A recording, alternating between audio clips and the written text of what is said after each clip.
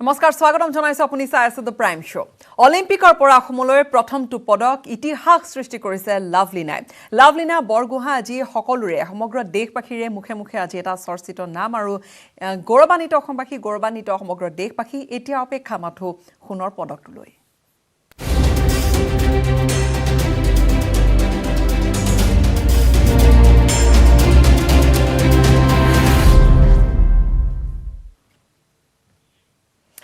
সঁচাকৈ যথেষ্ট ভাল খবৰ টোকিঅ অলিম্পিকৰ পৰা কঢ়িয়াই আনিছে লাভলিনা বৰগোহাঁই আৰু অলিম্পিকৰ পৰা অসমলৈ প্ৰথমটো পদক যেহেতু পদক ইতিমধ্যে নিশ্চিত কৰিছে লাভলিনাই এক প্ৰকাৰ ইতিহাস সৃষ্টি কৰিলে লাভলিনাই আৰু কোৱাৰ্টাৰ ফাইনেলত চাইনিজ টাইপেৰ বক্সাৰ চেন মিয়ানক পৰাস্ত কৰি ছেমি ফাইনেলত প্ৰৱেশ কৰিছে অসম কন্যা লাভলিনা বৰগোহাঁই এতিয়া যিখন ছেমি ফাইনেল মেচ সেইখন অহা 4 আগষ্টত ইতিহাস ৰচিলে অসম কন্যাই প্ৰথমগৰাকী অসমীয়া হিচাপে অলিম্পিকত পদক নিশ্চিত কৰিলে লাভলিনা বৰগোহাঁইয়ে টকিঅ অলিম্পিকত ৱেলটাৰৱেট শাখাত বক্সিঙৰ ছেমি ফাইনেলত প্ৰৱেশ কৰিলে লাভলিনাই কোৱাৰ্টাৰ ফাইনেলত চাইনিজ টাইপেৰ বক্সাৰ চেন মিয়ানচিনক 4-1 ব্যৱধানত ধৰাশায়ী কৰি বিজয় সাব্যস্ত কৰিলে অসম কন্যা লাভলিনাই আৰু ইয়াৰ লগে লগে অলিম্পিকত লাভলিনাৰ পদক নিশ্চিত হ'ল লাভলিনাৰ সফলতাত দেশজুৰি আনন্দৰ বন্যা অসমৰ মুখ্যমন্ত্ৰী হিমন্ত বিশ্ব শৰ্মাৰ লগতে বহুজনে জনালে অভিনন্দন পৰৱৰ্তী খেলৰ বাবে শুভেচ্ছা আমি সকলো অসমৰ ৰাইজে প্ৰাৰ্থনা কৰক লাভলিনা আজি জিকাৰ লগে লগে ব্ৰঞ্জ পালে কিন্তু ব্ৰঞ্জ আমাৰ লক্ষ্য নহয় সেইকাৰণে আজি আনন্দ কৰিব নালাগে আজি লাভলিনাৰ কাৰণে প্ৰাৰ্থনা কৰিব লাগে তাই যাতে আমাৰ মাজলৈ সোণ লৈ উভতি আহিব পাৰে We are all proud of her success and we are confident that she is going to get the medal.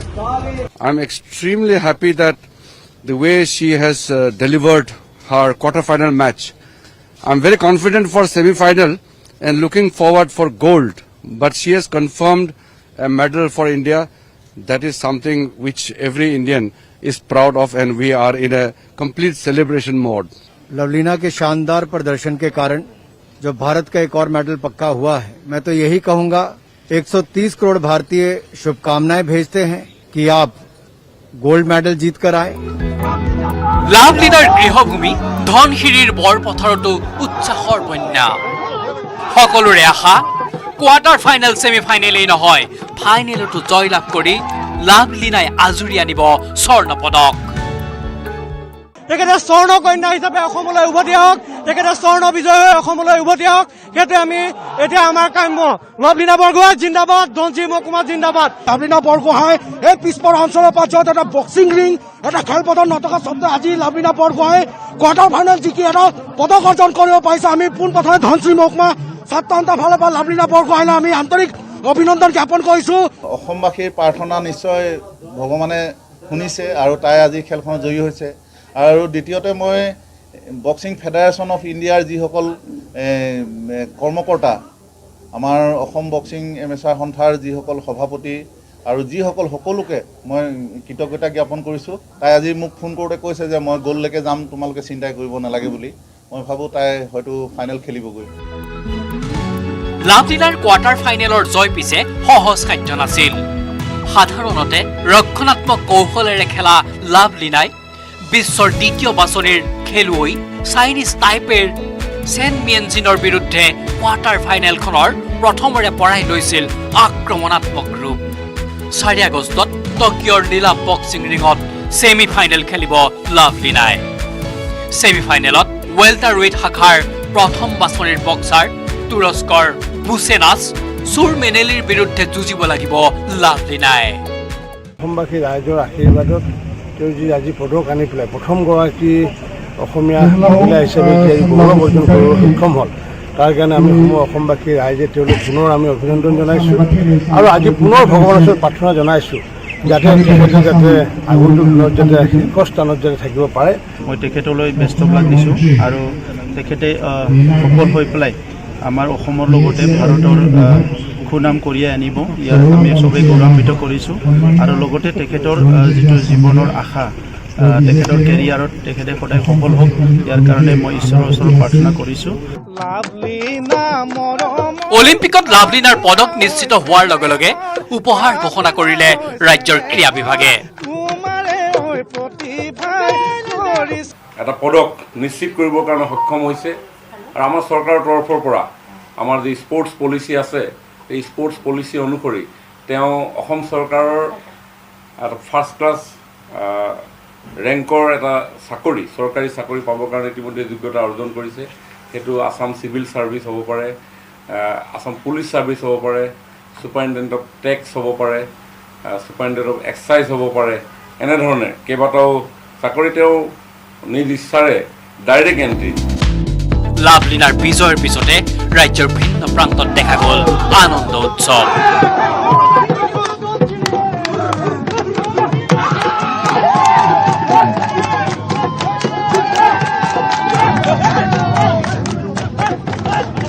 শিৱসাগৰৰ শিৱদৌলৰ সন্মুখতো বন্দী প্ৰজ্বলনেৰে পৰৱৰ্তী খেলত জয়ৰ বাবে প্ৰাৰ্থনা জনালে শুভাকাংক্ষীয়ে।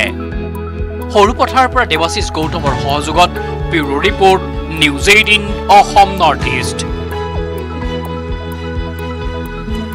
আচলতে আজি অসমত সকলো লাভলিনাক লৈ ব্যস্ত হৈ আছে। পদক নিশ্চিত হৈছে, কিন্তু লাভলিনাৰ পৰা সকলোৱে আশা কৰিছে যে পৰৱৰ্তী মেটছখনতো লাভলিনাই জয়লাভ কৰক আৰু এটা সোণৰ পদক দেশৰ বাবে লৈ আনক টকিঅ' অলিম্পিকৰ পৰা। এই মুহূৰ্তত পোনে পোনে আপোনালোকক বৰপথাৰলৈ লৈ যাবলৈ বিচাৰিছোঁ। উপস্থিত আছে তাত আমাৰ সাংবাদিক দেৱাশিষ গৌতম। দেৱাশিষ, নিশ্চিত ৰূপত সকলোৱে এই মুহূৰ্তত প্ৰাৰ্থনা কৰিছে যে লাভলিনাই যি ভাল খবৰ আমাক দিছে, লাভলিনা আৰু আগুৱাই যাওক। হয় গীতাশ্ৰী, আজি দিনটো এটা ঐতিহাসিক দিন বুলি ধৰিব লাগিব, কাৰণ আজি ধনশিৰি পাৰৰ পৰা গৈ টকিঅ'ত বিজয় ধ্বজা উৰাবলৈ সক্ষম হৈছে। প্ৰতিজন অসমীয়াৰ বুকু আজি ফুলি উঠিছে লাভলিনাৰ যি উপলব্ধিৰ বাবে, আৰু সকলোৱে বিচাৰিছে ইমানতে নহয়, লাভলিনা আৰু আগুৱাই যাওক, সোণৰ পদক লৈ সোণৰ কন্যা হিচাপে ধনশিৰিলৈ ঘূৰি আহক, অসমলৈ গৌৰৱ কঢ়িয়াই আনক। আৰু সকলো এতিয়া কেৱল লাভলিনাময় হৈ পৰিছে। ধনশিৰি মহকুমা, গোলাঘাট জিলা, গোটেই অসম এতিয়া লাভলিনাময় হৈ পৰিছে। সকলোৱে বিচাৰিছে যে লাভলিনা সোণৰ কন্যা হওক। মোৰ ওচৰত আছে লাভলিনা এগৰাকী প্ৰতিবেশী, মই তেওঁৰ ওচৰৰ পৰাই জানিব বিচাৰিছোঁ দাদা, আজি লাভলিনাই যিটো উপলব্ধি কৰালে সকলোকে, আৰু আমি বিচাৰিছোঁ যে লাভলিনা আৰু আগুৱাই যাওক, কি ক'ব এই মুহূৰ্তত? আজি আচলতে লাভলিনাৰ যি প্ৰদৰ্শন আছিলে টকিঅ' অলিম্পিকত গৈ পেলাই এই পথাৰৰ দৰে জেগাৰ পৰা আমাৰ উপত্যকাৰ পৰা গৈ এইগৰাকী ছোৱালীয়ে আজি যি প্ৰদৰ্শন দেখুৱালে অলিম্পিকত, সেই প্ৰদৰ্শন আচলতে আমাক আৰু বেছি উৎসাহিত কৰি তুলিছে। আৰু আমি বেছি আশা কৰিছোঁ আচলতে তাইৰ পৰা, তাই যেন স্বৰ্ণ লৈ আহে আমাৰ দেশৰ কাৰণে, আমাৰ দেশৰ লগতে অসমৰ গৌৰৱান্বিত কৰি তোলে, আমাৰ এই সৰু অঞ্চলটোক তাই গৌৰৱান্বিত কৰি তোলে। তাৰ বাবে আমি সকলোৱে আশা কৰিছোঁ। আমি বিশেষকৈ আজি তাই যি খেল দেখুৱালে, আচলতে তাই যি আজি আক্ৰমণাত্মক খেল দেখুৱালে, যে প্ৰতিপক্ষক তাই আজি সুবিধাই নিদিলে। 4.1 পইণ্টত মানে 1 পইণ্টত তাই যি খেল প্ৰদৰ্শন কৰিলে, এই খেল প্ৰদৰ্শনে আচলতে আমাক আৰু বেছি মানে তাই স্বৰ্ণ যে জয় কৰিব সেই মানে আমাক অধিক দৃঢ় বিশ্বাসী কৰি তুলিছে। হয়, তেওঁ লাভলিনাই যে স্বৰ্ণ জয় কৰিব সেইটো অধিক দৃঢ় বিশ্বাস হৈ পৰিছে।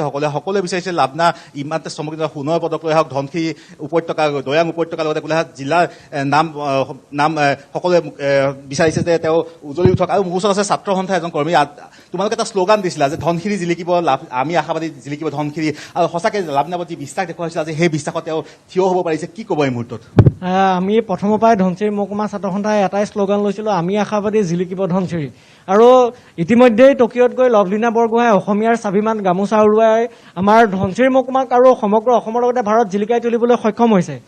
আৰু আশা কৰিছোঁ আজি যেনেদৰে চীনৰ যিগৰাকী প্ৰতিপক্ষক ধৰাশাৰী কৰি তুলিলে, ঠিক একেদৰে অনাগত যি 4 তাৰিখে খেল হ'ব, সেই খেলখনতো লাভলিনা বৰগোহাঁয়ে সুন্দৰ খেল প্ৰদৰ্শন কৰি তেখেতে স্বৰ্ণ জয়ী দিশে গতি কৰিব। আৰু আমাৰ সমগ্ৰ অসমৰ লগতে ভাৰতবৰ্ষ আৰু ধনশিৰি মহকুমালৈ লাভলিনা বৰগোহাঁয়ে স্বৰ্ণ জয় কৰি আনিব, সেইটো আমি ধনশিৰি মহকুমা ছাত্ৰ সন্থা দৃঢ় বিশ্বাসী। দেৱাশিষ, সকলো আশাবাদী সকলোৱে হয়তো এই মুহূৰ্তত প্ৰাৰ্থনা কৰিছে যে লাভলিনা আৰু আগুৱাই যাওক। আৰু লাভলিনা ইতিমধ্যে ইতিহাস এটা ৰচনা কৰিছে অসমীয়াৰ হৈ, দেশবাসীৰ হৈ টকিঅ' অলিম্পিকত। কিন্তু দেৱাশিষ, আমি জানিব পৰা মতে পিতৃয়ে সেই মুহূৰ্তত যেতিয়া লাভলিনাৰ মেটছখন চলি আছিল আজি 8মান বজাত, তেতিয়া পিতৃয়ে টিভিৰ সন্মুখত বহি থকা নাছিল, কিয় বাৰু? হয় গীতাশ্ৰী, ত্ৰিকেন বুঢ়াগোহাঁই তেওঁ পিতৃক কিছু সময়ৰ পিছতে আমাৰ লগত সংযোগ হ'ব। কিন্তু তেওঁ যিহেতু জীয়ৰী খেলৰ সময়ত তেওঁ ইয়াৰ আগতে যিখন খেল হৈছিল সেই সময়তো তেওঁ খেল উপভোগ কৰা নাছিল আৰু আজিও খেল উপভোগ কৰা নাই। তেওঁ আমাক কৈছিল যে কমনৱেলথ গেমছত তেওঁ খেল উপভোগ কৰিছিল, সেই খেলখন তেওঁ লাভলিনা পৰাজিত হৈছিল আৰু সেই পৰাজিত হোৱাৰ বাবে তেওঁ খেলসমূহ নাচায়। আনকি এখন খেল বুলি নহয়, পৰৱৰ্তী সময়ত তেওঁ যদি ফাইনেলো পায়গৈ, ফাইনেলো তেওঁ নাচায়। আমি কিছু সময়ৰ পিছতে তেওঁক আমি লাইভত ল'বলৈ চেষ্টা কৰিম আৰু তেওঁ নিজ মুখেৰে ক'ব যে তেওঁ কিয় খেল নাচায় বা কি কাৰণে তেওঁ যেতিয়া জিঅ'লে খেলি থাকে সেই সময়ত কিয় তেওঁ টিভিটো বন্ধ কৰি আঁতৰত থাকে, সেই বিষয়ে আমি কিছু সময়ৰ পিছতে তেওঁৰ মুখৰ পৰা জানিবলৈ সক্ষম হ'ম। দেৱাশিষ, লাভলিনাৰ সৈতে কথা পাতিছে পিতৃ মাতৃয়ে? হয়, আজি পুৱাই খেলিবলৈ যোৱাৰ পূৰ্বে পিতৃলৈ ফোন কৰিছিল, মাতৃলৈ ফোন কৰিছিল। সেই সময়ত তেওঁলোক বিচনাতে আছিল আৰু ৰাতিপুৱা যাওঁতে তেওঁ আশীৰ্বাদ লৈ গৈছিল পিতৃ মাতৃৰ পৰা যে তেওঁ আজি যিগৰাকী খেলুৱৈৰ লগত আছে 3বাৰকৈ তেওঁ খেলুৱৈৰ লগত তেওঁ পৰাজিত হৈছিল। তেওঁ দৃঢ় বিশ্বাস আছিল যে 3বাৰ যেতিয়া পৰাজিত হৈছিল তেওঁ সময়ত সেই খেলুৱৈগৰাকী কি কৌশলত খেলে, কেনেকৈ খেলে সেই আয়ত্ব কৰিবলৈ সক্ষম হৈছিল। আৰু যোৱা দুমাহ ধৰি গীতাশ্ৰী তেওঁ ইটালীত আছিল আৰু ইটালীত গৈ তেওঁ এই প্ৰশিক্ষণ লৈছিল যে কেনেকৈ তেওঁ নতুন টেকনিক শিকিব পাৰে, নতুন কৌশল শিকিব পাৰে, যাৰ দ্বাৰা এই চীনৰ খেলুৱৈগৰাকী ধাৰাসাৰি কৰিব পাৰে। সেই কৌশল শিকিবলৈ তেওঁ ইটালীত গৈছিল আৰু ইটালীত যি গৈ দুবাৰ প্ৰশিক্ষণ হৈছিল তাৰ সফলতা আজি আমি সকলো অসমবাসীয়ে চকুৰে দেখিছোঁ। গীতাশ্ৰী, ধন্যবাদ জ্ঞাপন কৰিছোঁ দেৱাশিষ। পৰৱৰ্তী সময়ছোৱাত আমি যদি তেওঁৰ পিতৃ বা মাতৃক পাওঁ, আমি পুনৰ যাম আপোনাৰ ওচৰলৈ। এই মুহূৰ্তত সকলো গৌৰৱেৰে সকলোৱে কৈছে যে লাভলিনা প্ৰাৰ্থনা কৰিছে, লগতে সকলোৱে যে লাভলিনা আৰু আগুৱাই যাওক। টকিঅ'ৰ পৰা ভাল খবৰ আহিছে ইতিমধ্যে, কিন্তু লাভলিনাই যিহেতু টেকনিকৰ কথা আহিছে ইটালীত, আৰু এই গেমখনে ইটালীত তেওঁ বহুখিনি নতুন কৌশল আয়ত্ব কৰিবলৈ সক্ষম হৈছিল প্ৰশিক্ষণ লৈ। এই খেলখনে যথেষ্টখিনি হয়তো আত্মবিশ্বাস দিছে, যিহেতু আমাৰ সাংবাদিকেও ইতিমধ্যে কৈছে। আমি জানো যে যিগৰাকী প্ৰতিদ্বন্দ্বী তেওঁ আজি পৰাজিত কৰিছে, তাৰ পূৰ্বেও তেওঁ 3বাৰকৈ মুখামুখি হৈছিল, কিন্তু তেওঁ বিজয় সাব্যস্ত কৰিব পৰা নাছিল। আজি বক্সিং ৰিঙত 4-1 ব্যৱধানত ধৰাশায়ী কৰিবলৈকে সক্ষম হৈছে প্ৰতিপক্ষক, আৰু এইখিনিয়ে নিশ্চয়কৈ কনফিডেন্স লেভেল বা আত্মবিশ্বাস আৰু যথেষ্টখিনি বঢ়াই তুলিছে লাভলিনাৰ। যথেষ্ট আশাবাদী হৈ আছে, সকলোৱে প্ৰাৰ্থনা কৰিছে যে লাভলিনা আৰু আগুৱাই যাওক। দেৱাশিষ, এই মুহূৰ্তত বিদায় লৈছোঁ, ধন্যবাদ জ্ঞাপন কৰিছোঁ। সেয়া আছিল লাভলিনাৰ খবৰ। কিন্তু লাভলিনাৰ লগতে টকিঅ' অলিম্পিকৰ বাবে আজিৰ দিনটো টকিঅ' অলিম্পিকত ভাৰতৰ বাবে আৰু কেইটামান ভাল খবৰ আহিছে। দেশৰ বাবে আৰু এটা ভাল খবৰ এয়া আছিল যে শ্বাটলাৰ পি.ভি. সিন্ধুৱে আজি এখোজ আৰু আগুৱাইছে, মেডেলৰ ওচৰ পাইছেগৈ আৰু এখোজ। মেডেলৰ যিখন যুঁজ তাৰ বাবে ছেমি ফাইনেলত ইতিমধ্যে প্ৰৱেশ কৰিছে পি.ভি. সিন্ধুৱে। মহিলা বেডমিণ্টনৰ ছেমি ফাইনেলত প্ৰৱেশ কৰিছে শ্বাটলাৰ পি.ভি. সিন্ধুৱে। তেওঁৰ প্ৰতিপক্ষ আছিল জাপানৰ আকানে য়ামাগুচি। জাপানৰ খেলুৱৈগৰাকীক 21-13, 22-20 পোনপটীয়া ছেটত পৰাস্ত কৰিছে পি.ভি. সিন্ধুৱে, আৰু পি.ভি. সিন্ধুৱে পোনপটীয়াকৈ জয়লাভ কৰিছে শ্বাটলাৰ পি.ভি. সিন্ধুৱে আজিৰ গেমখনত, আৰু ইয়াৰে সৈতে আৰু যেন তেওঁ মেডেলৰ ওচৰলৈ আৰু এখোজ দিবলৈ সক্ষম হৈছে। পি.ভি. সিন্ধুৱে ছেমি ফাইনেলত প্ৰৱেশ কৰিছে। মহিলা বেডমিণ্টনৰ সেয়া কিছু আৰু ভাল খবৰ আহিছিল। আজি দিনটোত আশাবাদী হৈ আছে পি.ভি. সিন্ধুক লৈও সমগ্ৰ দেশবাসী।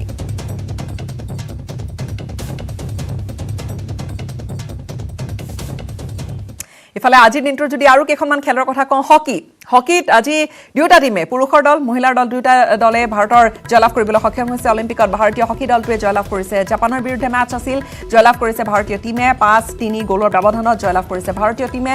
অলিম্পিকত চতুৰ্থবাৰৰ বাবে জয়লাভ কৰিছে ভাৰতীয় দলটোৱে। এয়া পুৰুষৰ যি মেচখন আছিল সেয়া 5-3 গ'লৰ ব্যৱধানত ভাৰতীয় দলে জয়লাভ কৰিবলৈ সক্ষম হৈছে। মহিলাৰ যিখন মহিলাৰ মেচখনত মহিলা দলে ভাৰতক জয়লাভ কৰোৱাইছে 1-0 গ'লৰ ব্যৱধানত আয়াৰলেণ্ডৰ বিৰুদ্ধে।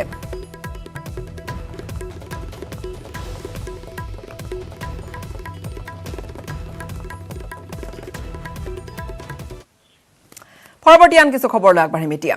উত্তৰ পূৰ্বাঞ্চলৰ 10,000 মেধাৱী ছাত্ৰ ছাত্ৰীক বছৰি প্ৰদান কৰা ঈশান উদয় জলপানীৰ ক্ষেত্ৰত ব্যাপক দুৰ্নীতি আৰু জালিয়াতি সংঘটিত হোৱাৰ এতিয়া গুৰুতৰ অভিযোগ উত্থাপন হৈছে। কি ধৰণে সেই অভিযোগ উত্থাপন হৈছে আৰু কি ধৰণে গোটেই জালিয়াতিটো সংঘটিত হৈছে, কি ধৰণে ভুৱা ছাত্ৰ ছাত্ৰীৰ নাম সন্নিৱিষ্ট হৈছে, এই যি অভিযোগ, ইয়াত যথেষ্ট অভিযোগ, যি অভিযোগে তোলপাৰ লগাইছে। আৰু অসমৰে কেইবা হাজাৰ ভুৱা ছাত্ৰ ছাত্ৰীৰ নামত দুষ্ট চক্ৰই কোটি কোটি টকাৰ জলপানী সৰকাই নিয়াৰ কৌশল ৰচনা কৰাৰ তথ্য শেহতীয়াকৈ ফাদিল হৈছে, যিয়ে এই মুহূৰ্তত প্ৰতিক্ৰিয়াৰ সৃষ্টি কৰিছে বিভিন্ন মহলত। প্ৰথমে এক প্ৰতিবেদন আগবঢ়াম। ঈশান উদয় বিশেষ জলপানী আঁচনিত বৃহৎ দুৰ্নীতিৰ অভিযোগ। ভুৱা প্ৰাৰ্থীৰ তালিকাৰে কোটি কোটি টকা সংগ্ৰহৰ অভিযোগ। এই জলপানীৰ মেৰিট লিষ্টত নাম থকা অসমৰ প্ৰায় 5,800 ছাত্ৰ ছাত্ৰীৰ প্ৰায় 3,000 ভুৱা বুলি সন্দেহ কৰি আঁচনিৰ CBI তদন্তৰ দাবী অসম জাতীয় পৰিষদৰ।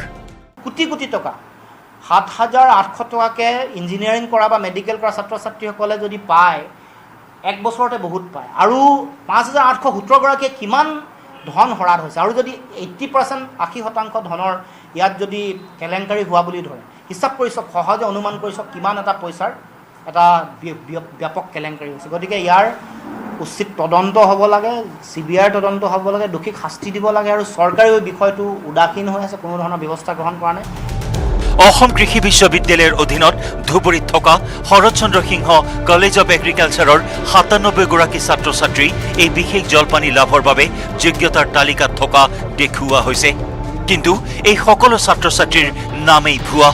এই সন্দৰ্ভত মহাবিদ্যালয়খনৰ ছাত্ৰ সমাজে ইতিমধ্যে বিষয়টোৰ তদন্ত বিচাৰি অসম কৃষি বিশ্ববিদ্যালয় কৰ্তৃপক্ষক অৱগত কৰিছে। এই বিসংগতিটো ইতিমধ্যে আমাৰ দৃষ্টিগোচৰ হৈছে আৰু দৃষ্টিগোচৰ হোৱাৰ পৰিপ্ৰেক্ষিতত আমি আমাক অসম কৃষি বিশ্ববিদ্যালয়ৰ পঞ্জীয়কৰ লগত তাৎক্ষণিকভাৱে যোগাযোগ কৰিছোঁ। শৰৎ চন্দ্ৰ সিংহ কলেজৰ পৰা মাত্ৰ 4জন ষ্টুডেণ্টে পাইছে। বাকী যিখিনি ষ্টুডেণ্ট আছে সেই গোটেইখিনি এণ্ট্ৰি ফেক। সেই ষ্টুডেণ্টখিনি আমাৰ কলেজৰ বনাফাইড ষ্টুডেণ্ট। বিশ্ববিদ্যালয় কৰ্তৃপক্ষই অনুসন্ধান কৰি বহু বিসংগতি ধৰা পেলাইছে। বিশ্ববিদ্যালয় কৰ্তৃপক্ষই ইতিমধ্যে এই ভয়ংকৰ জালিয়াতি সন্দৰ্ভত ব্যৱস্থা গ্ৰহণ কৰিবলৈ আগবাঢ়িছে। কেলেংকাৰীক লৈ বিভাগীয় তদন্ত অব্যাহত থকাৰ সময়তেই বিশ্ববিদ্যালয়খনৰ মুৰব্বীয়ে এই সমগ্ৰ ঘটনা যোৰহাটৰ মুখ্য কাৰ্যালয়ত অৱগত কৰাৰ লগতে সঠিক তদন্তৰ বাবে আৰক্ষীক এজাহাৰ দিব বুলিও স্পষ্ট কৰি দিছে। কলেজখনৰ একোটা যিটো ক্লাছ কোৰ্চ অৰ্থাৎ ডিগ্ৰী অফাৰ কৰা দেখুৱাইছে ঠিক একেধৰণৰ ইঞ্জিনিয়াৰিং, ডেইৰী, ক্ৰপ ফিজিঅ'লজি এই বিভিন্ন ধৰণৰ মানে যিটো ডিগ্ৰী আমি আচলতে এইখন কলেজে অফাৰ নকৰোঁ। আমি ইতিমধ্যে বিভাগীয় কৰ্তৃপক্ষৰ লগত টেক আপ কৰিছোঁ আৰু এই দুইটাৰ ওপৰতে আমি স্থানীয়ভাৱেও FIR দাখিল কৰিম।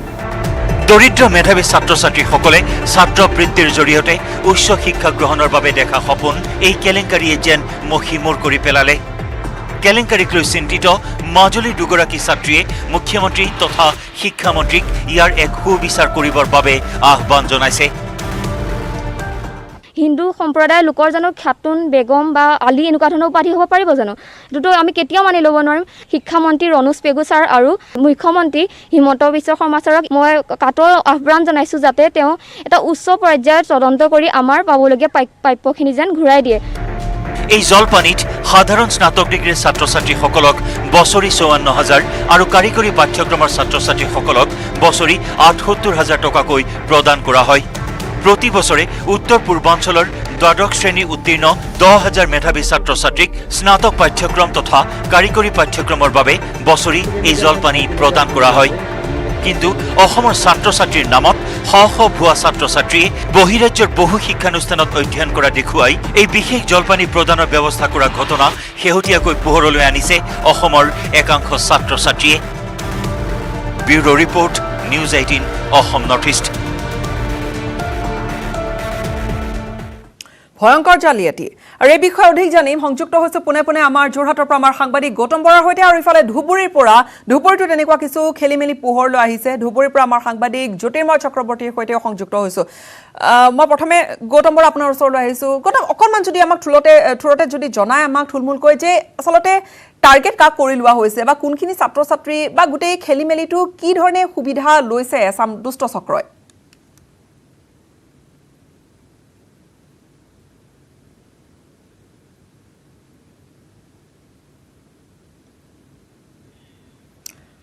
সম্ভৱতঃ গৌতমে শুনা নাই।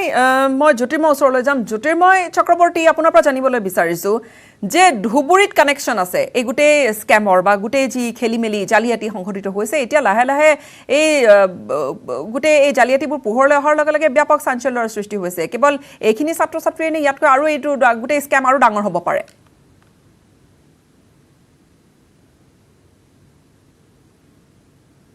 আচলতে এই গোটেই স্কেমটো যে ছাত্ৰ ছাত্ৰীৰ স্কলাৰশ্বিপৰ নামত জলপানীৰ নামত যিটো ঈশান উদয় যিটো স্কিম আছিল, এই স্কিমৰ আণ্ডাৰত দেখা গৈছে যে যিখন লিষ্ট আচলতে ওলাইছে, যিখন লিষ্টত ছাত্ৰ ছাত্ৰীৰ নাম সন্নিৱিষ্ট হৈ আছে, সেই লিষ্টখনত ধুবুৰী শৰৎ চন্দ্ৰ সিংহ কৃষি মহাবিদ্যালয়ৰ নামত 101 জনৰ নাম ওলাই আহিছে, য'ত কিন্তু কেৱল মাত্ৰ 4জন ছাত্ৰহে তাৰ কৃষি মহাবিদ্যালয় হয়, বাকী 97জন ছাত্ৰ ছাত্ৰী ইয়াৰে নহয়, আন ঠাইৰ পৰা আনি ইয়াত নাম সন্নিৱিষ্ট কৰা হৈছে। আৰু এই সমগ্ৰ চক্ৰটোত আচলতে এই পৰ্টেলটোত যি ব্যৱহাৰ কৰা হৈছে, এই পৰ্টেলটোত কোৱা হৈছে বিভিন্ন ধৰণে ইয়াত আচলতে হেক কৰা হৈছে বুলি অভিযোগ উঠিছে। আৰু ইতিমধ্যে এটা কথা উল্লেখ কৰিব লাগিব গীতাশ্ৰী, আজি আমি যেতিয়া শৰৎ চন্দ্ৰ সিংহ যি কৃষি মহাবিদ্যালয় আমি তাত উপস্থিত হৈছোঁ, তাৰ যি এছ'চিয়েট ডিন আছিল আমি তেওঁক লগ পাইছিলোঁ, আৰু তেওঁ কৈছে ইতিমধ্যে তেওঁ চাপৰ থানাত এখন ধুবুৰী জিলাৰ চাপৰ থানাত এখন FIR দাখিল কৰিছে, যিখন FIR তেওঁ স্পষ্টকৈ কৈছে যে এই সমগ্ৰ যি আচলতে স্কলাৰশ্বিপৰ ধন যি ছাত্ৰ ছাত্ৰী পাব লাগে, তাৰ ক্ষেত্ৰত তেওঁলোকৰ ছাত্ৰ ছাত্ৰী নাপাই পেলাই আন যি 97জনকে অধিক ছাত্ৰ ছাত্ৰীৰ নাম ইয়াত সোমাই পৰিছে, তেওঁলোকৰ লগত এই ইনষ্টিটিউশ্যনৰ বা এই বিদ্যালয়ৰ কোনো সম্পৰ্ক নাই, আৰু এই সমগ্ৰ চক্ৰটোৰ লগত কোনো অসাধু চক্ৰ জড়িত হৈ আছে। ইয়াৰ সঠিক তদন্ত হ'ব লাগে আৰু দোষীক শাস্তি বিহিব লাগে। কিন্তু গীতাশ্ৰী, মূল কথাটো হৈছে স্কলাৰশ্বিপৰ কথাটো যদি আমি ক'বলৈ যাওঁ, সেই স্কলাৰশ্বিপৰ কথাটো হৈছে যে 2.5 লাখ টকাৰ তলত ইনকাম কৰা মানুহ আচলতে যিটো পৰিয়ালত কোনো ধৰণৰ চৰকাৰী চাকৰিয়াল নাথাকিব, সেই ছাত্ৰ ছাত্ৰীসমূহে এই স্কলাৰশ্বিপ পাব লাগে। কিন্তু দেখা গৈছে এই স্কলাৰশ্বিপ পোৱাৰ ক্ষেত্ৰত বা স্কলাৰশ্বিপৰ যিখন লিষ্ট বনোৱা হৈছে, আপুনি যে বাতৰিত যেনেধৰণে উল্লেখ কৰিছে 10,000 মানুহ উত্তৰ পূৰ্বাঞ্চলৰ ল'ৰা ছোৱালী পাব লাগে, তাৰে কিন্তু প্ৰায় 5,300 মান ছাত্ৰ ছাত্ৰী কেৱল মাত্ৰ অসমৰে আছে। আৰু বিভিন্ন ভুৱা প্ৰতিষ্ঠান, ভুৱা বিশ্ববিদ্যালয়ৰ নাম তাত সন্নিৱিষ্ট কৰা হৈছে, আৰু কৃষি বিশ্ববিদ্যালয়ত যি ছাত্ৰ ছাত্ৰীৰ নাম সন্নিৱিষ্ট কৰা হৈছে, তাত কেইবা ঠাইত ট্ৰেডৰ ঠাইত যি ট্ৰেডৰ অপশ্যনটো আছে তাত দিয়া হৈছে ইঞ্জিনিয়াৰিং পঢ়িব, কোনোবা বেলেগ কম্পিউটাৰ চায়েন্স পঢ়িব। এতিয়া কৃষি বিশ্ববিদ্যালয়ত কেনেকৈ ইঞ্জিনিয়াৰিং বা কম্পিউটাৰ চায়েন্স পঢ়া হ'ব, সেই সমগ্ৰ কথাটোত কিন্তু জালিয়াতি, আৰু এইটো হেকাৰে হেক কৰিছে বুলি এতিয়া সন্দেহ কৰা হৈছে। ইয়াৰ সমগ্ৰ ঘটনা আমাৰ যোৰহাটৰ সাংবাদিক গৌতম বৰাই এই সমগ্ৰ ঘটনা পোহৰলৈ আনিছিল। তাৰ পৰৱৰ্তী সময়ত তেওঁৰ পৰা আমি তথ্য পাই পেলাই ধুবুৰীত যিখন ইনষ্টিটিউশ্যনৰ নাম আছিল তাত আমি যোৱাৰ পিছতে সেই তথ্য কিন্তু আমি একেই পাইছোঁ ইয়াতে। আৰু ইয়াতো কিন্তু কৰ্তৃপক্ষই আমাক স্পষ্টকৈ জনাইছে যে সমগ্ৰ চক্ৰ অন্তৰত ডাঙৰ এটা চক্ৰ জড়িত হৈ আছে, যি চক্ৰই ছাত্ৰ ছাত্ৰীৰ প্ৰাপ্যৰ পৰা বঞ্চিত কৰি পেলাই কেৱল মাত্ৰ পইচাৰ বিনিময়ত বা টকাৰ বিনিময়ত, জালিয়াতিৰ বিনিময়ত আন ছাত্ৰ ছাত্ৰীক লাভৱান কৰিবলৈ চেষ্টা এটা চলাই আছে। জ্যোতিৰ্ময়, লাইনত থাকিবা, মই পুনৰ আপোনাৰ ওচৰলৈ যাম। গৌতম বৰা সম্ভৱতঃ এইবাৰ সংযুক্ত হৈছে। গৌতম, সাধাৰণ স্নাতক ডিগ্ৰীৰ ছাত্ৰ ছাত্ৰীসকলক বছৰি 54,000 টকাকৈ আৰু কাৰিকৰী পাঠ্যক্ৰমৰ ছাত্ৰ ছাত্ৰীসকলক বছৰি 74,000 টকাকৈ প্ৰদান কৰা হয়। অসম কৃষি বিশ্ববিদ্যালয়ৰ অধীনত ধুবুৰীত থকা এইখন কলেজৰ শৰৎ চন্দ্ৰ সিংহ কলেজখনৰ কথা ইতিমধ্যে কৈছে যে তাত কি ধৰণে ভুৱা ছাত্ৰ ছাত্ৰী ওলাইছে। গৌতম, গোটেইখিনি কথা আৰম্ভণিৰ পৰা জানিবলৈ বিচাৰিছোঁ। প্ৰথম এই কথাখিনি পোহৰলৈ কি ধৰণে আহিলে, আৰু এই যি ৰেকেট, নিশ্চয়কৈ এই যি হেক কৰাৰ কথা কোৱা হৈছে বা ভুৱা তাত ল'ৰা ছোৱালীৰ নাম সোমোৱা হৈছে, এগ্ৰিকালচাৰত তাত বেলেগ বিষয়ত পঢ়ি থকাও দেখুওৱা হৈছে, এই গোটেইখিনি নিশ্চয়কৈ এটা ডাঙৰ নেটৱৰ্ক এটা থাকিবই লাগিব। হয় নিশ্চয়কৈ গীতাশ্ৰী,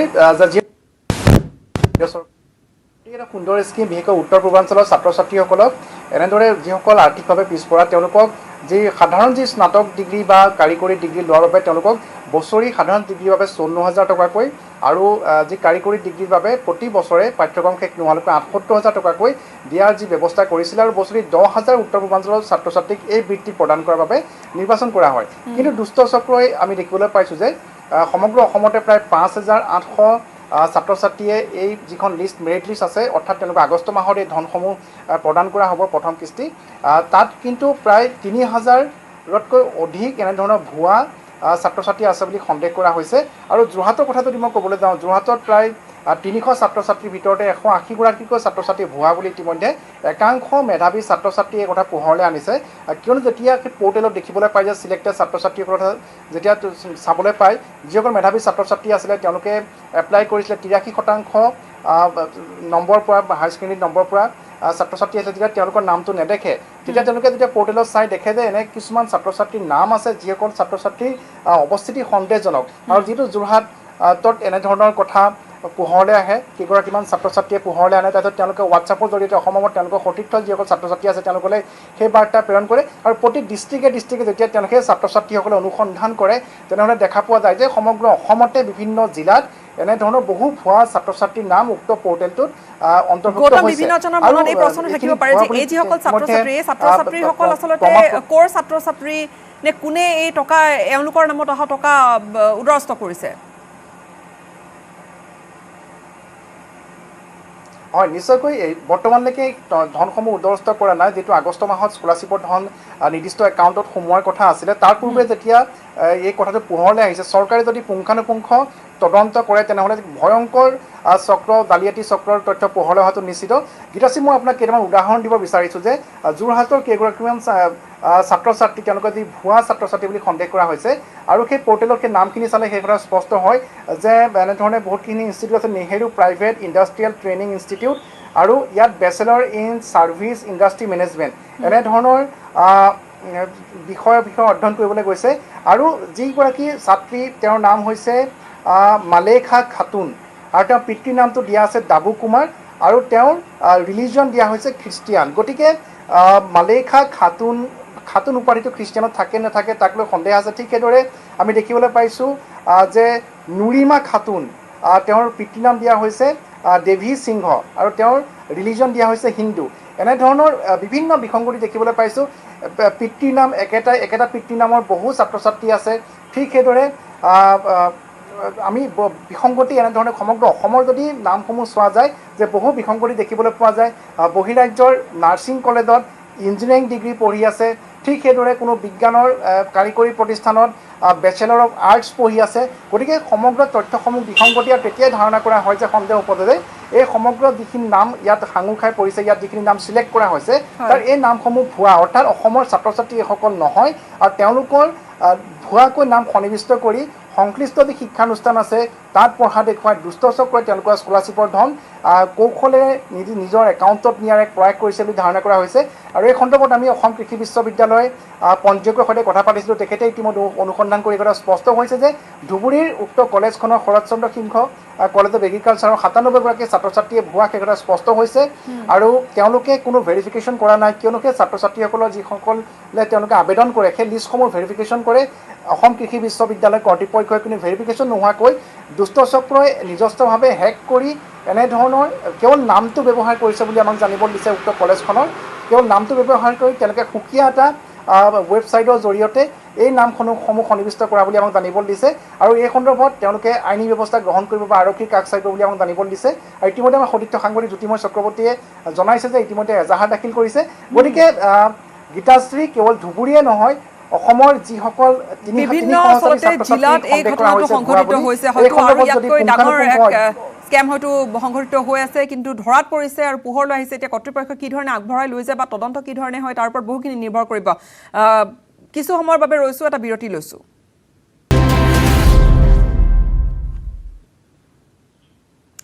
অলিম্পিকৰ পৰা অসমলৈ প্ৰথমটো পদক ইতিমধ্যে নিশ্চিত হৈছে আৰু ইতিহাস সৃষ্টি কৰিছে লাভলিনা, আৰু এতিয়া সকলোৱে আশা কৰিছে যে লাভলিনা আৰু আগুৱাই যাওক, ছেমি ফাইনেলখনত জয়লাভ কৰি ফাইনেলতো লাভলিনাই জয়লাভ কৰি সমগ্ৰ দেশলৈ গৌৰৱ কঢ়িয়াই আনক, এটা সোণৰ পদক বুটলি আনক টকিঅ' অলিম্পিক্সৰ পৰা। আমি কিছু সময় পূৰ্বে লাভলিনাৰ ঘৰৰ পৰিৱেশ আমি দেখুৱাইছিলোঁ, য'ত তাত উপস্থিত হৈছেগৈ বিভিন্নজন, আৰু সকলোৱে আচলতে শুভেচ্ছা জনাইছে, সকলোৱে প্ৰাৰ্থনা কৰিছে যে লাভলিনা যাতে আৰু আগুৱাই যাব পাৰে, আৰু লাভলিনা যাতে নিশ্চয়কৈ লাভলিনাৰ আত্মবিশ্বাস এতিয়া তুংগত থাকিব, যিহেতু তেওঁ আমি আৰম্ভণিতে কৈছোঁ যে ইয়াৰ পূৰ্বে যিগৰাকী আজি তেওঁ প্ৰতিদ্বন্দ্বীক পৰাজিত কৰিছে কোৱাৰ্টাৰ ফাইনেলত, ইয়াৰ পূৰ্বে তেওঁ 3বাৰকৈ পৰাজিত হৈছিল চেনৰ হাতত, কিন্তু চাইনিজ টাইপেৰ যিগৰাকী খেলুৱৈ সেই খেলুৱৈগৰাকীক তেওঁ আজি 4-1 ব্যৱধানত পৰাজিত কৰিবলৈ সক্ষম হৈছে। পুনৰবাৰ দেৱাশিষ গৌতমৰ সৈতে সংযুক্ত হৈছোঁ বৰপথাৰৰ পৰা। আমাৰ সাংবাদিক দেৱাশিষে পৰিৱেশ দেখুৱাইছে। দেৱাশিষ, নিশ্চয়কৈ পিতৃ আছে এই মুহূৰ্তত আপোনাৰ সৈতে। হয় গীতাশ্ৰী, মোৰ লগত বৰ্তমান লাভলিনাৰ পিতৃ আছে, মই তেওঁৰ ওচৰলৈ পোনে পোনে যাব বিচাৰিছোঁ। আজি আপোনাৰ ছোৱালীয়ে ইতিহাস ৰচিলে, কি ক'ব এই মুহূৰ্তত পিতৃ হিচাপে, কেনে অনুভৱ হৈছে? হয়, যথেষ্ট গৌৰৱান্বিত, আৰু আজি বিশেষকৈ আমাৰ কাৰণে এটা ঐতিহাসিক দিন বুলি আমি গণ্য কৰিছোঁ। আমাৰ আজি লাভলিনাই অলিম্পিকত গৈ এটা মেডেল নিশ্চিত কৰিলে, আৰু তাৰ কাৰণে আমি যথেষ্ট গৌৰৱান্বিত হৈ আছোঁ। খেলৰ পিছত লাভলিনাৰ লগত আপোনাৰ কথা বতৰা হৈছিলনে? খেলৰ পিছত হৈছিলে এই গধূলি সময়ত, প্ৰায় 6টামান বজাত ইয়াৰ আমাৰ সময়মতে। তাই তেতিয়া শুবলৈ লৈছিলে, আৰু তাইক কৈছে মই বৰ ভাগৰুৱা হৈ আছোঁ, এতিয়া শুওঁ। তাই জাষ্ট আমাৰ লগত কথাহে পাতিলে অকণমান, বৰ বিশেষ একো তেনেধৰণে আলোচনা নহ'ল আৰু। হয়, আপুনি যিহেতু আজিও খেল চোৱা নাছিলে, আমাৰ দৰ্শকসকলে জানিব বিচাৰিছে যে আপুনি কিয় খেল চোৱা নাই, বা লাভলিনা খেল কেতিয়াবা আপুনি নাচায়? নহয়, খেলটো মানে কি, উত্তেজনাময় খেলবিলাক চাবৰ কাৰণে আমাৰ অকণমান অসুবিধা হয়, আৰু খেলটো মই চাওঁ, কিন্তু আমাৰ এই খেলবিলাক চাবলৈ অকণমান মই নিজকে অকণমান অলপ দুখ লাগে আৰু ধৰকচোন।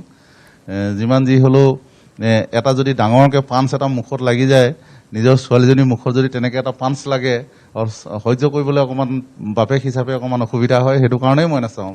মেইন কথাটো হ'ল সেইটো হয়।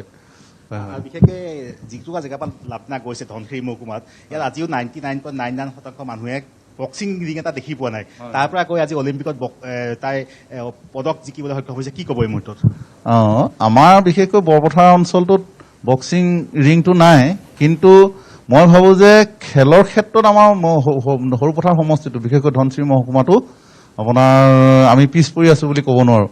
আমাৰ আন্তঃৰাষ্ট্ৰীয় হওক, ৰাষ্ট্ৰীয় পৰ্যায়ৰ হওক, বহুত খেলুৱৈ আমাৰ ধনশিৰিৰ পৰা ওলাই গৈছে, আৰু তাৰ ব্যতিক্ৰম আমাৰ লাভলিনাও নহয়। তাইও আজি আমাৰ এই বৰপথাৰ নিচিনা এটা অঞ্চলৰ পৰাই তাই গৈ পেলাই আজি অলিম্পিক খেলিছেগৈ। আৰু বক্সিং ৰিংটো আমাৰ বৰপথাৰত অৱশ্যে হয় গীত আছে। দেৱাশিষ, নিশ্চয়কৈ এতিয়াতো ক'বই নোৱাৰি যে ধনশিৰিৰ পৰা বা বৰপথাৰৰ পৰা তাৰ পৰা খেলুৱৈ ওলোৱা নাই বুলি। এতিয়াতো নিশ্চয়কৈ আমি সেই কথা ক'বই নোৱাৰোঁ, কিন্তু নিশ্চয়কৈ লক্ষ্য আজিৰ গেমৰ পিছত আত্মবিশ্বাস নিশ্চয়কৈ তুংগত আছে লাভলিনাৰ, আৰু পৰৱৰ্তী গেমৰ বাবে নিশ্চয়কৈ সাজু হৈছে। যিহেতু আজি তিনিবাৰকৈ পৰাজিত হোৱা চেঙৰ লগত আজি জিকিবলৈ সক্ষম হৈছে, বিজয় সাব্যস্ত কৰিব হৈছে, নিশ্চয় আপোনাৰ যে কথা পাতিছে আত্মবিশ্বাস যথেষ্ট ওপৰত থাকিব লাগিব। কি কৈছে সেই সময়ত, কিবা কৈছে নেকি? খেলৰ কথাটো মই বিশেষকৈ মই নাপাতোঁ, আৰু পুৱাৰ ভাগতে তাই খেললৈ যোৱাৰ আগতে আমাক ফোন কৰিছে, হোৱাটছআপ কল কৰিছে, আৰু কৈছে যে মই খেললৈ যাবলৈ ওলাইছোঁ। তেতিয়া প্ৰায় সময় 5:30মান বাজিছে। তাৰপৰা আমি সেইটোৱে আৰু আমি শুভেচ্ছা দিছোঁ, আশীৰ্বাদ কৰিছোঁ, তই ভালদৰে খেলিবি।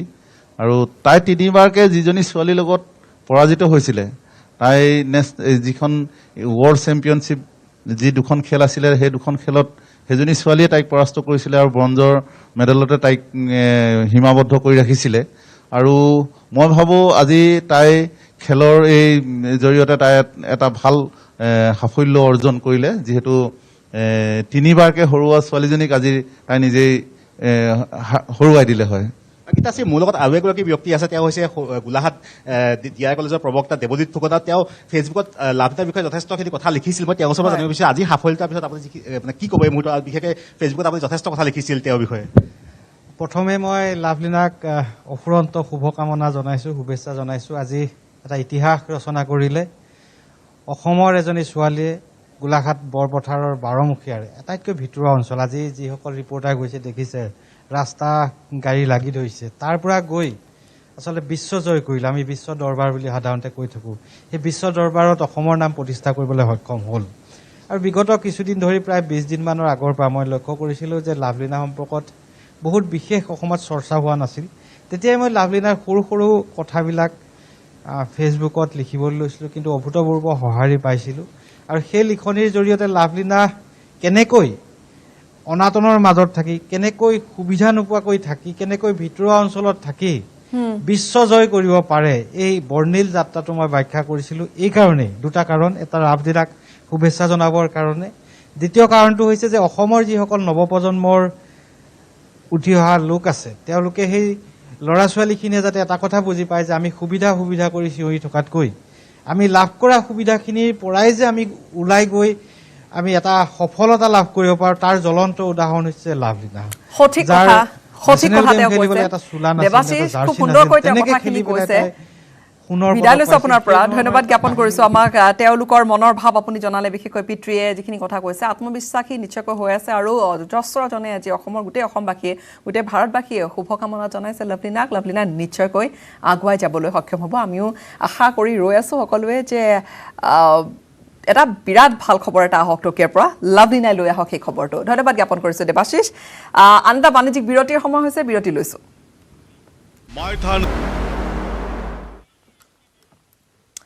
ফলাফল ওলাল।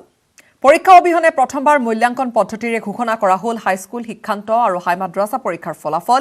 এইবাৰ উত্তীৰ্ণৰ হাৰ হৈছে 93.10%, 99.40% উত্তীৰ্ণৰ হাৰৰ সৈতে শীৰ্ষত আছে বিশ্বনাথ জিলা আৰু হোজাই জিলা সৰ্বনিম্ন উত্তীৰ্ণ হাৰ, য'ত 83.49%।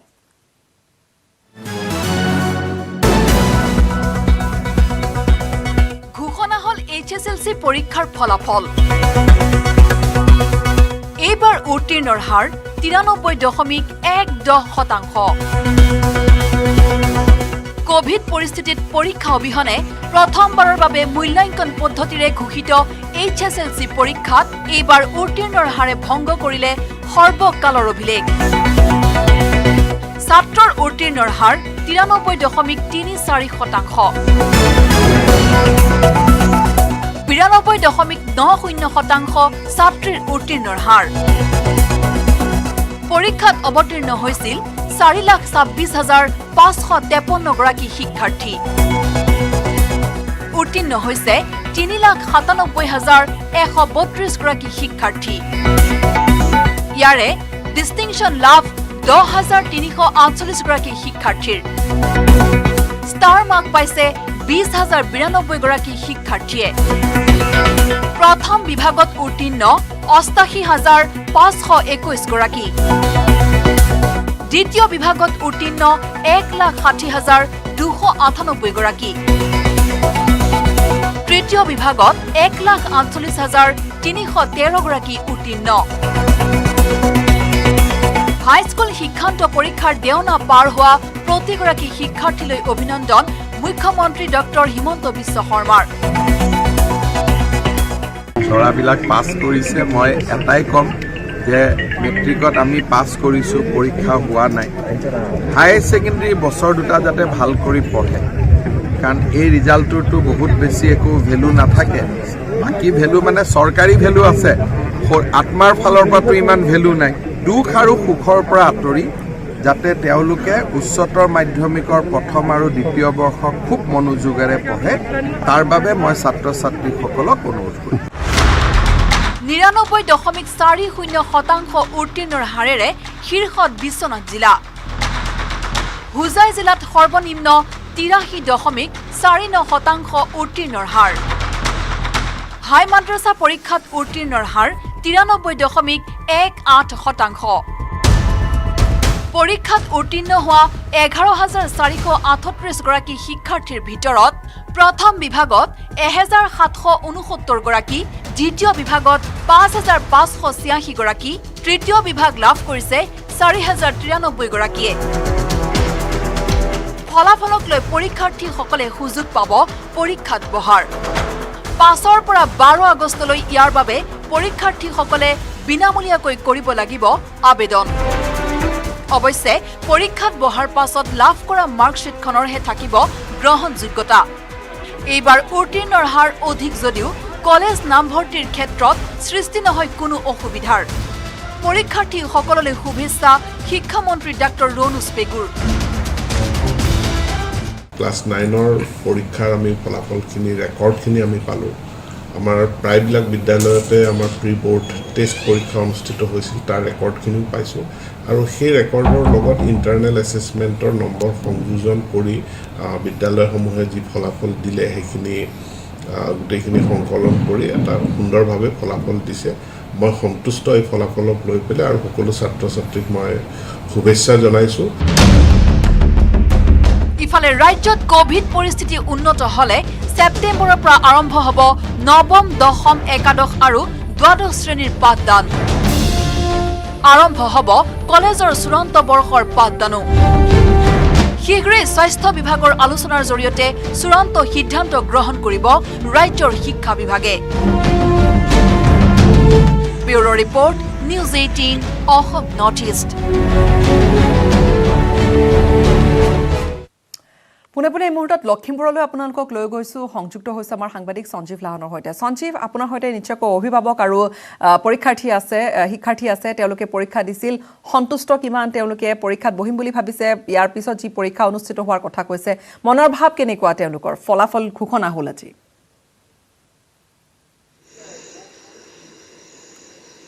হয় গীতাশ্ৰী, মোৰ লগত দুজন মেধাৱী ছাত্ৰ উপস্থিত আছে। তেওঁলোকৰ পাৰ্চেণ্টেজ হ'ল 95. এজনৰ হ'ল 95.83 আৰু এজনৰ হ'ল 95.16। দুইজন মেধাৱী ছাত্ৰ আৰু দুইজনে তেওঁলোকৰ মনৰ ভাৱ ব্যক্ত কৰিব আমাৰ যোগেদি। মই প্ৰথমতে তোমাৰ ওচৰলৈ আহিছিলোঁ, বাগলৈ আহিলে ভাল হ'ব।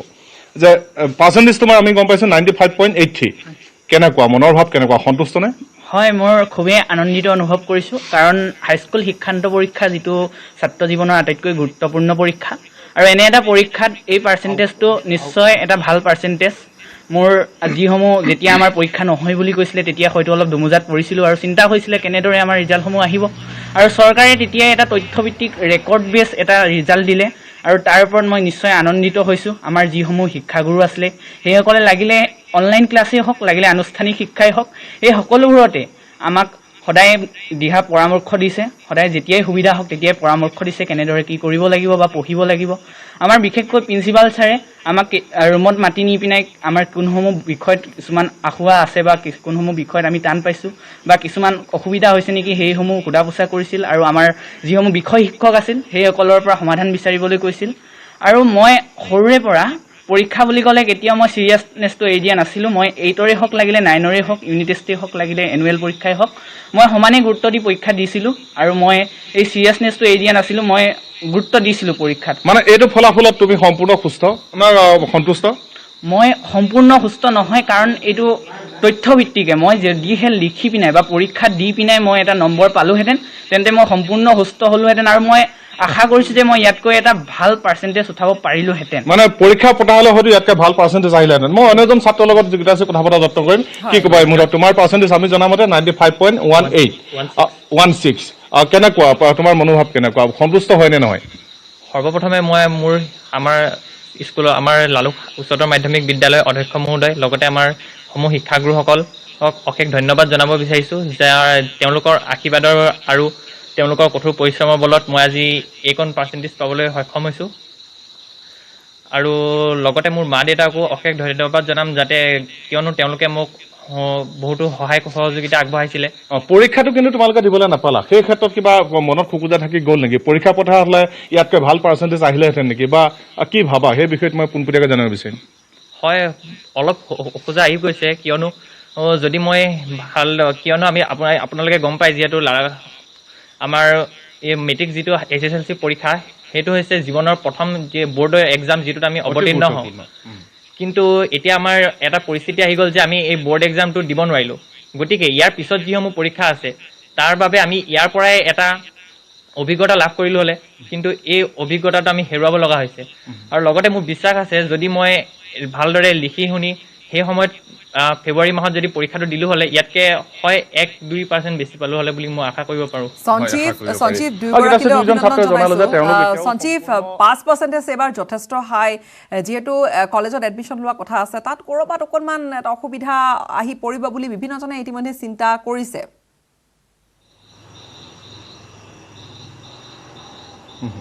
হয় মই সেই বিষয়ে সুধিবলৈ যত্ন কৰিম ছাত্ৰজনক যিহেতু এইবাৰ 5ৰ যি পাৰ্চেণ্টেজ যথেষ্ট বেছি গতিকে ভাল এটা এডুকেশ্যনেল ইনষ্টিটিউটত যদি নাম লগাবলৈ যোৱা যায় তেতিয়াহ'লে অকণমান অসুবিধাৰ সন্মুখীন হ'ব নেকি সেই বিষয়ত কিবা চিন্তা হৈছে নেকি হয় এবাৰ উত্তীৰ্ণৰ হাৰ আগৰ তুলনাত অধিক হৈছে আৰু সেইমতে উত্তীৰ্ণৰ হাৰৰ তুলনাত আমাৰ যিসমূহ কলেজৰ চিট সেই চিটসমূহ নিশ্চয় কম পৰিব তথাপিও চৰকাৰে নিশ্চয় কিবা ব্যৱস্থা ল'ব আৰু এই ক্ষেত্ৰত অসুবিধা আহিলেও এণ্ট্ৰেন্স পৰীক্ষা পাতিব পাৰে যিহেতু দিল্লী মহাবিদ্যালয়ত যিহেতু পাতে তেনেদৰে আমাৰ যিসমূহ কলেজ আছে অসমৰ সেই কলেজসমূহতো এনেদৰে এণ্ট্ৰেন্স পৰীক্ষা পাতিব তাৰ ওপৰত বেছ কৰি পিনাই তেখেতসকলে চিট বা যিসকল দক্ষ প্ৰাৰ্থী সেই দক্ষ প্ৰাৰ্থীসকলক তেখেতসকলে চিট দিব পাৰে আৰু এই ব্যৱস্থা ল'ব পাৰে লাগিলে সি অফলাইন যুগেই হওক পৰীক্ষাটো লাগিলে সি অনলাইন যুগেই হওক এই ব্যৱস্থা ল'ব পাৰে আৰু নিশ্চয় ই বহু ক্ষেত্ৰত সমস্যা সমাধান কৰিব মানে বৰ্ড চিট পৰীক্ষা পাতিলে সমস্যা সমাধান হ'ব কি ক'বা এই ক্ষেত্ৰত হয় পৰীক্ষাটো পাতিলে ভাল হয় যিহেতু এইবাৰ উত্তীৰ্ণ হাৰ যথেষ্ট বেছি হৈছে তাৰ তুলনাত আসনসমূহ যথেষ্ট কম হৈ গৈছে কিন্তু এতিয়া আমাৰ যিহেতু COVID-19 চলি আছে গতিকে এই পৰীক্ষাটো যদি অনলাইন বা বেলেগ কিবা ব্যৱস্থাৰে কৰা হয় তেতিয়া আমি ভাল পাম আৰু ইয়াৰ অফলাইনো যদি কৰা হয় এজনকৈ মাতি নি ধুনীয়া ইণ্টাৰভিউ ৰুমত যদি বহাই ভালদৰে সোধা হয় তেতিয়া আমি যথেষ্ট সুখী হ'ম মানে বিকল্প ব্যৱস্থাৰ প্ৰয়োজন আছে বিকল্প ব্যৱস্থাৰ প্ৰয়োজন আছে আৰু এটা কথা আমি বিদায় ল'ব লাগিব আপোনাৰ পৰা ধন্যবাদ জ্ঞাপন কৰিছোঁ তেওঁলোকৰ প্ৰতিক্ৰিয়া আমাক জনালে কিন্তু তেওঁলোক সন্তুষ্ট কিন্তু অসন্তুষ্ট হৈছে বহু পৰীক্ষাৰ্থী আৰু অভিভাৱক বিশেষকৈ কোকৰাঝাৰ আৰু মৰিগাঁও তেনে ঘটনা বা খুব উজাৰিলে পৰীক্ষাৰ্থী আৰু অভিভাৱকে যিসকল ফলাফলক লৈ যথেষ্ট অসন্তুষ্ট হৈ আছিল সেয়া যি নহওক ফলাফল আজিৰ দিনটোত ঘোষণা হৈছে আৰু বিভিন্নজনে ইতিমধ্যে সন্তুষ্টিৰে হাঁহিমুখে তেওঁলোকে নিজৰ জীৱন আগবঢ়াই লৈ যোৱাৰ সংকল্প লৈছে সময় আন এটা বাণিজ্যিক লাইলাপুৰ কাণ্ডক লৈ শিলচৰ সাৰ্কিট হাউচত সকলো দলৰ বিধায়কসকলে বৈঠকত মিলিত হৈছে অভিভাৱক মন্ত্ৰী অশোক সিংহালৰ অধ্যক্ষতাত অনুষ্ঠিত এই বৈঠকত বৰাক উপত্যকাৰ 3খন জিলাৰ 15জনকৈ বিধায়কৰ ভিতৰত 11জনেই উপস্থিত আছিল অসম আৰক্ষীৰ 6জন জোৱানৰ মৃত্যু হোৱাৰ বৰ্বৰ কাৰ্যৰ বাবে কুলাসী এছপিৰ বিৰুদ্ধে আদালতত দ্বাৰস্থ হোৱাৰ বাবে প্ৰস্তাৱ গ্ৰহণ কৰা হৈছে এই বিষয়ে অধিক জানি পুনে পুনে সংযুক্ত হৈছে আমাৰ সাংবাদিক শিলচৰৰ পৰা অনিৰুদ্ধ লস্কৰৰ সৈতে অনিৰুদ্ধ শেহতীয়া খবৰ হয় গীতাশ্ৰী আজি সন্ধিয়া অল পাৰ্টি মিট বৰাকবেলি যিমানখিনি এমএলএ আছে 15জন এমএলএ আছে 15জনৰ মাজত 11জন আছিল আজি পৰিমল শুক্লবৈদ্য ডাঙৰীয়া মন্ত্ৰী নাছিলে মীৰ কান্তিসম দিল্লীত কিবা চিকিৎসাধীন আছে আৰু এনেধৰণেই কৃষ্ণেন্দু পাল এটা মিটিঙৰ কাৰণে আহিব পৰা নাই আৰু এজন এমএলএ কৰিমগঞ্জৰ আহিব পৰা হাইলাকান্দিৰ এমএলএ আহিব পৰা নাই এই 4জনৰ বাদ দি 11জন এমএলএ আজি মিটিংটো হৈছে জইণ্ট মিটিং বৰাকবেলিৰ আৰু এই জইণ্ট মিটিঙত যেটো এটা প্ৰস্তাৱ যেটো সবে মিলি এটা সিদ্ধান্ত লৈছে যে কলাশিব এছপিৰ এগেইনষ্টে এটা কোৰ্টত কেছ কৰিব লাগে কিয়নো এছপি কাছাৰ বাৰংবাৰ সিজফায়াৰ আমি ফায়াৰিং কৰা নাই তুমি সিজফায়াৰটো কোৱাৰ পিছতো ফায়াৰিং চলিছে এইটো কাৰণে কলাশিব এছপিৰ ওপৰত এটা কেছ ৰেজিষ্টাৰ কৰিবৰ কাৰণে এটা সিদ্ধান্ত হৈছে খালি এইটোই নহয় মিজোৰামৰ এমপি বানলাল বেনা যেটো এটা মন্তব্য দিছে হেতুলৈও পাৰ্লিয়ামেণ্টৰ স্পিকাৰৰ দ্বাৰস্থ হ'ব এইবিলাক বিধায়ক যিমানখিনি ষ্টেটমেণ্ট দিয়ে কৰিছে আৰু এটা বস্তু যেটো কৈছে আমি গোটেইখিনি যিমানখিনি বিধায়ক আজি ইয়াতে উপস্থিত আছিলে কৈছে আমি ৰাজ্য চৰকাৰত লগাইছো পজিটিভ যিমানখিনি ষ্টেপছ লিয়া হ'ব এই পৰিস্থিতিৰ কাৰণে আমি লগত থাকিম ধন্যবাদ জ্ঞাপন কৰিছো অনিৰুদ্ধ লস্কৰ আপুনি শেহতীয়া এই বৈঠকখনৰ সম্পৰ্কে আমাক অধিক জনালে আৰু এই বৈঠকখনে ৰাজ্যসভাৰ সাংসদ কে বানলাল বেনাৰ বিৰুদ্ধেও ব্যৱস্থা লোৱা উচিত বুলি বিধায়কসকলে মন্তব্য কৰিছে অনিৰুদ্ধ লস্কৰে এই বৈঠকখনৰ সম্পৰ্কে অধিক আমাক জনালে আৰু ইয়াৰ সৈতে সময় হ'ল বাতৰিৰ পৰা বিদায় লোৱাৰ নমস্কাৰ